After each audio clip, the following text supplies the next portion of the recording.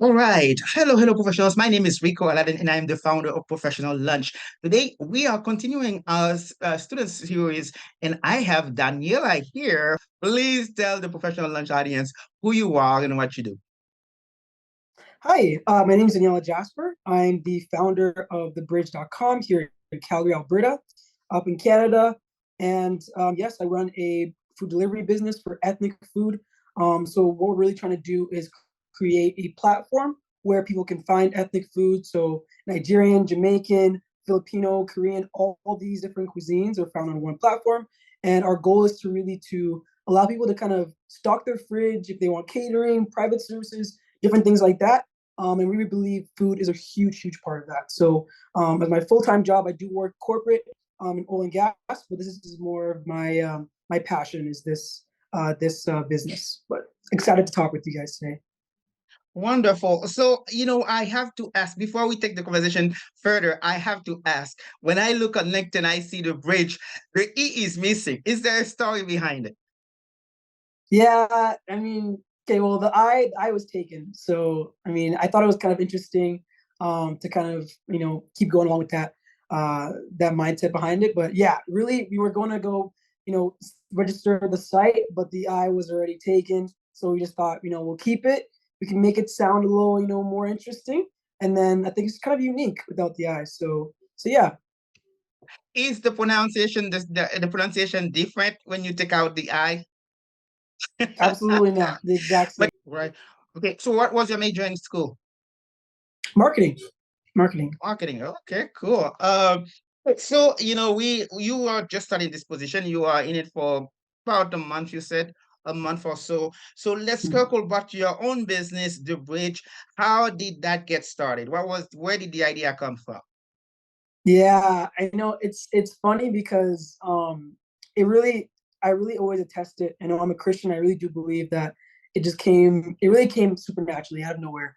To be honest. I was driving home one day, and it like I said, it dawned on me that I could really work this job the rest of my life, great paycheck, whatever. But I wanted to do something on the side. Like there's always people in my office who are they have a retail, they probably buy a property and they sell it or they rent it and whatnot.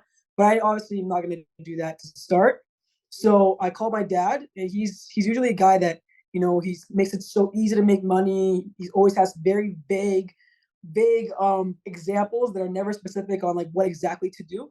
But I thought to actually listen to him this one time, maybe let's see if he has something that if he's kind of making some sense. And he gave me a small, like obviously as he does, some kind of vague, you could do this and do this. When I got off the phone with him, the idea that kind of popped in my head of, oh, like I guess food, like ethnic food. Like I live by myself, so I don't live with my mom. My mom is Nigerian, so I had the privilege of having Nigerian food in my home. So coming home from work, I'm just missing it. I don't know how to make it, and fault to myself as well. I should take the time to learn from her. But I didn't know how to make it, and my aunt once in a while will come by and make something for me and leave it.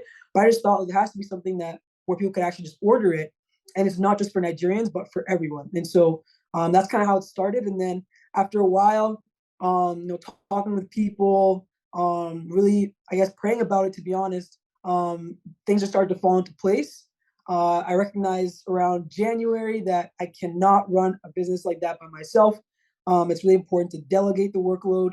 Also went back a lot to my notes from college. I think it's funny when I was in that entrepreneurship class, I thought, well, I'm literally never going to get to use this. Like, I was, if I'm being honest, I was I paid very much attention to my classes, but for that one, it just seems so unrealistic. Like, I'm not a Steve Jobs. Like, I'm never going to need these notes. But funny enough, life is funny. I did revert back to those notes. And it kind of helped me to kind of structure how I want my business to work from the top down. I was able to bring on some more people onto the team, and slowly it's become something big where we're trying to enter into schools now. It's the idea is growing, but I try to keep my head small and recognizing the small things first with food, because I know if you let me talk about it, I'll just keep going and I'll keep ranting. But yeah, it's really a passion of mine for sure. You said you have added some people on your team right now. So how many people do you have on the team? I have about nine. Yeah, it's a big team, but I'm really grateful for everyone. Most of my team, they find grants to kind of pay themselves. Some even work on commission, so everyone kind of sees the the future of what this really could be. That's what everyone's really buying into. So I'm really Wow. grateful. So you mentioned like some of the people that you have on your team, they uh they get grants and stuff like that. So how are you being funded? How are you funded? All of my savings, all of my savings. So I started saving since I was about 17.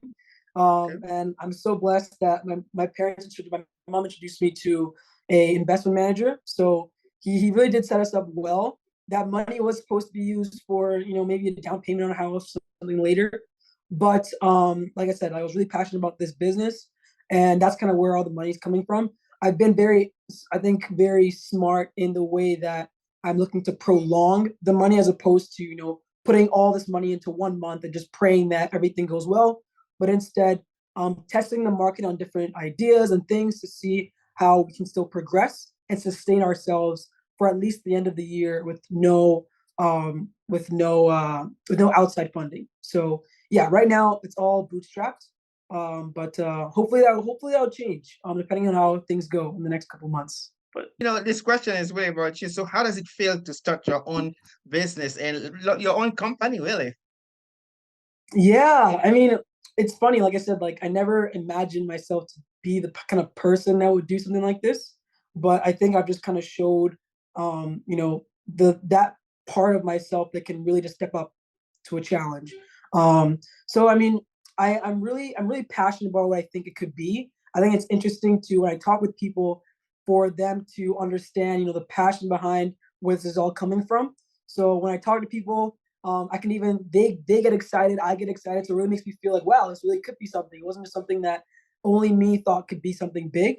So yeah, I would say at the beginning, I really felt like, I put this out on the internet, it's going to be huge. Like everybody's going to want it. Everybody's going to buy into it. But I've slowly learned that it takes time. And you got to really sow your seeds into the right ground, into healthy ground. Talking to people, listening, reverting back to my notes from college, and just being a sponge right now. Like at the end of the day, I'm very young. I don't know everything. I think that's very important to keep in mind. I still have a lot to grow from, which is why I still want to keep my corporate job. There's a lot that I can learn from being in those environments. And then eventually, as I grow in more knowledge, then I feel like I can be a better leader for my team. Start from ground zero. So Wonderful. yeah, I am sure Onnolee is gonna be really glad hearing that you have to go back to your notes just to find out, some of the things that you learn in. I don't know if it is her class or some different class in the yeah, entrepreneurship it program. was her class. Yeah, Yeah, there you go. So yeah. she's gonna be very happy to know that sometimes you revisit your notes just to get some pointers on how to navigate the business world. So thank you so much for being on the show today. It's such a pleasure to have you, Daniela.